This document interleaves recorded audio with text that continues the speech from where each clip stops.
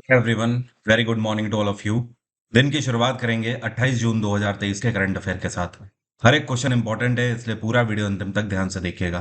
Current affair का PDF static GK के साथ आप एग्जाम इंजन एप्लीकेशन से डाउनलोड कर सकते हैं।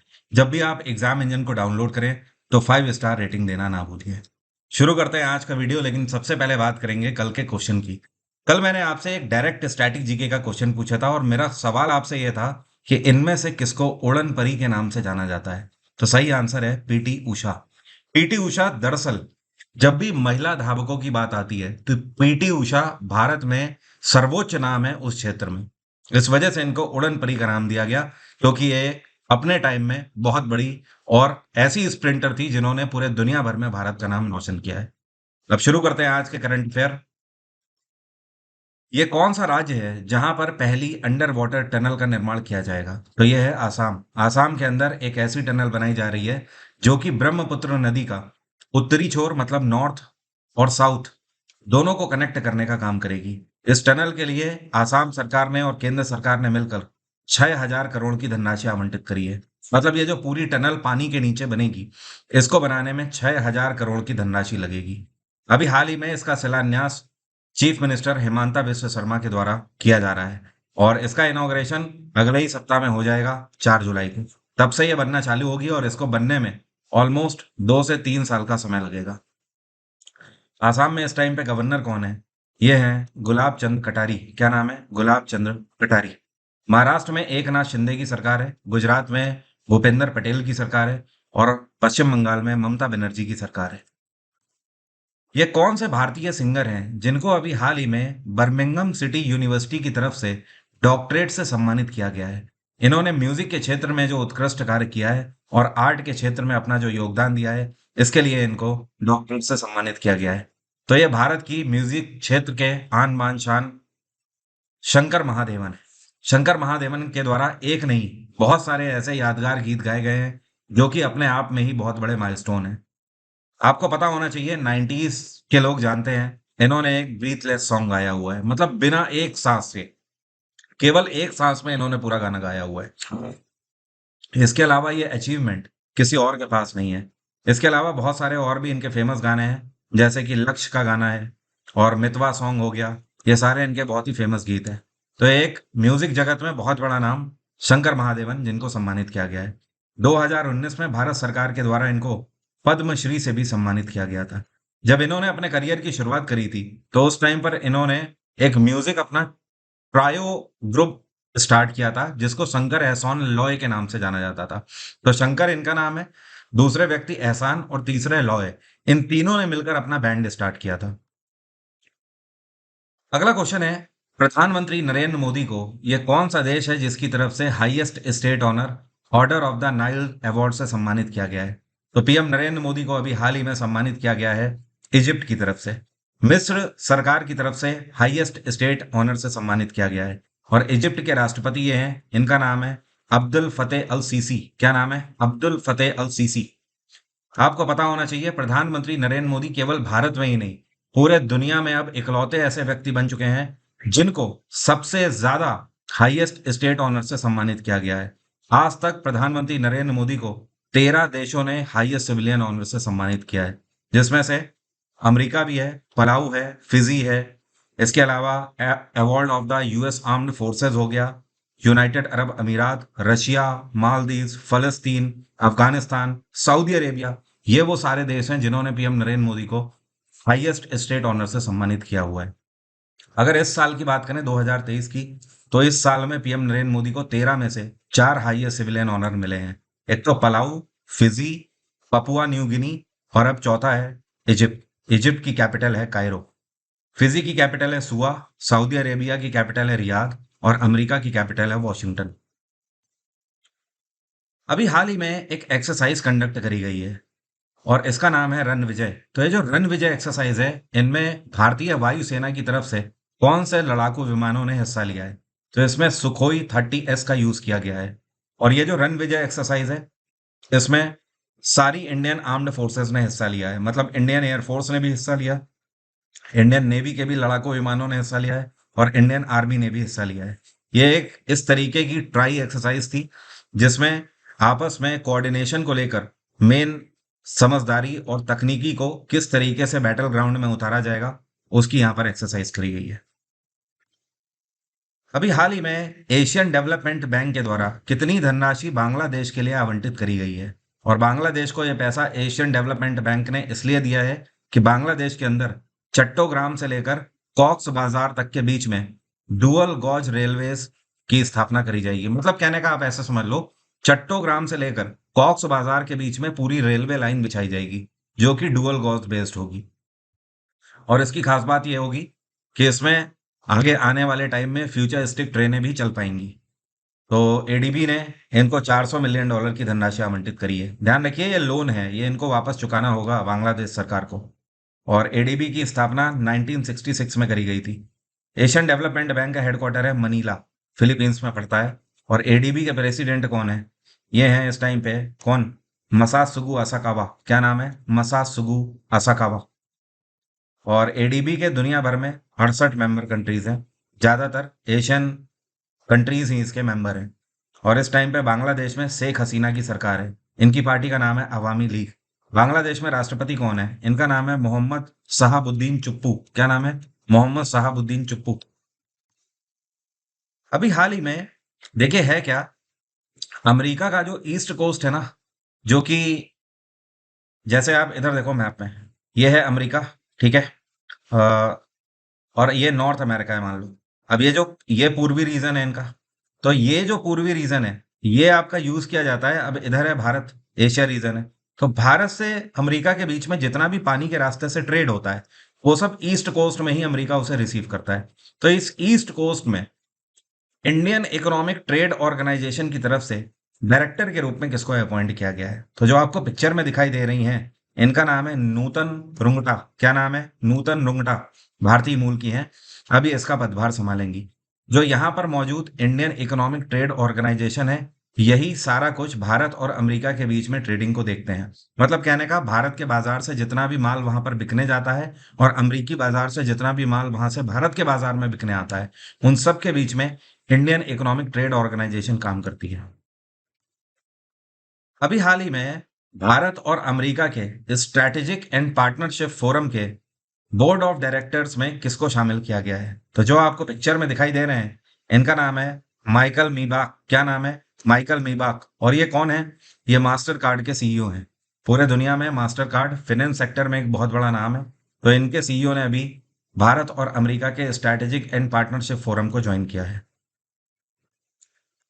अभी हाल ही में केंद्र सरकार के द्वारा कितने राज्यों के अंदर कैपिटल इन्वेस्टमेंट के क्षेत्र को बढ़ावा देने के लिए 56,415 करोड़ की धनराशि आवंटित करी गई है?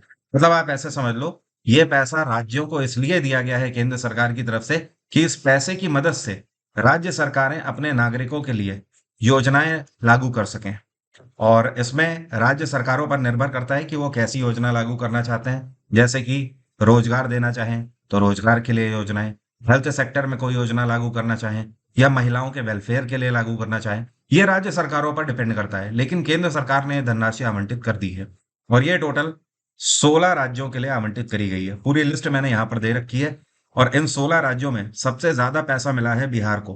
कितना पैसा मिला है? 9,640 करोड़ की धनराशि बिहार को मिली है अकेले।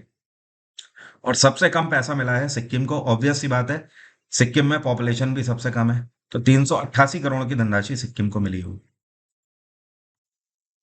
ध्यान रखिएगा, इसमें यूपी का नाम नहीं है। यूपी सरकार को अभी कुछ टाइम पहले स्पेशली एक धनराशि आवंटित करी गई थी। उसका कारण है उत्तर प्रदेश भारत का वो राज्य है जहां पर सबसे ज्यादा पॉपुलेशन निवास करती है।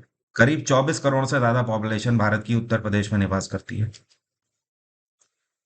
ये कौन सा रेलवे स्टेशन है जहां से प्रधानमंत्री नरेंद्र मोदी ने एक साथ 5 नई वंदे भारत ट्रेन को रवाना किया है? तो यह है रानी कमलापति रेलवे स्टेशन। और ये रानी कमलापति रेलवे स्टेशन कहाँ पड़ता है?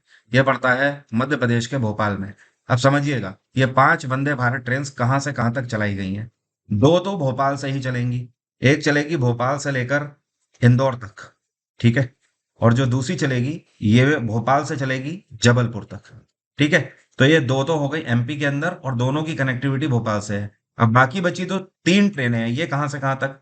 एक चलाई गई है रांची से लेकर पटना तक बिहार में, ठीक है। ये पहली ऐसी वंदे भारत ट्रेन है जो कि झारखंड से बिहार को जोड़ रही है। इसके अलावा एक आपकी चलाई गई है धारवाड़ से लेकर बेंगलुरु तक, ठीक है। और तीसरी जो चलाई गई है ये गोवा से लेकर मुंबई तक चलाई गई है, ठीक है। तो तीन ट्रेन आपकी ये हो गई जो कि एक तरीके से आप बोल सकते हो जितना भी गोदावरी रीजन वाला पूरा जोन है मध्य भारत वाला, वहां पर कनेक्टिविटी दे रहे हैं। और स्पेशली दो एमपी रीजन के लिए चलाई गई हैं। और आपको पता है पहली वंदे भारत ट्रेन कब चलाई गई थी? ये चलाई गई थी साल 2019 में। और ये कहाँ से कहाँ तक चली थी? ये प्रधानमंत्री नरेंद्र मोदी की कॉन्स्टिट्यूएंसी वाराणसी से लेकर नई दिल्ली तक चलाई गई थी। दूसरी नई दिल्ली से लेकर माता वैष्णो देवी मंदिर कटरा तक चलाई गई थी। और तीसरी मुंबई से लेकर गांधीनगर तक चलाई गई। अभी हाल ही में नंदी पोर्टल किसके द्वारा लॉन्च किया गया है? यहाँ पर नंदी का मतलब है NOC approvals for new drugs and inoculation system. तो ये जो नंदी पोर्टल है इसको लॉन्च करने वाले यूनियन मिनिस्टर हैं पुरुषोत्तम रूपाला। और ये कौन सा मंत्रालय इस टाइम पे संभाल रहे हैं पुरुषोत्तम रूपाला? ये इस टाइम पे फिशरीज और एनिमल हस्बेंड्री मंत्रालय संभाल रहे हैं। अब समझिएगा यहाँ पर इसको क्यों लॉन्च किया गया है। जितने भी ऐसे लोग जो कि ड्रग क्षेत्र में है, मतलब फार्मास्यूटिकल में है, उनको अगर भारत सरकार की तरफ से अप्रूवल चाहिए अपना काम करने के लिए, तो उनको लाइसेंस देने का काम, या फिर कुछ पेंडेंसीज हैं अगर उन्होंने वो बिल भर दिए हैं तो उन्हें एनओसीज देने का काम, ये सब ये पूरा पोर्टल करेगा। इस पोर्टल में आप अप्लाई कर सकते हो। जैसे मान लीजिए आपको मछली पालन का व्यापार करना है, तो आप लाइसेंस के लिए इसमें अप्लाई कर सकते हो, आपको एनओसी मिल जाएगा आपकी पूरी जांच होने के बाद। आप मान लीजिए डेयरी फार्मिंग करना चाहते हो, या मान लीजिए आप मुर्गी पालन करना चाहते हो, तो इस तरीके का आप कोई भी एनिमल हस्बेंड्री से जुड़ा हुआ काम करना चाहते हो, इस पोर्टल पर आप अप्लाई करके लाइसेंस ले सकते हो और एनओसी ले सकते हो अपना। अभी हाल ही में नागालैंड में पहली बार HIV-1 वायरल लोड लाइब्रेरी किसके द्वारा लॉन्च करी गई है? और इसको नागालैंड के अंदर Naga hospital authority of Kohima में लॉन्च किया गया है।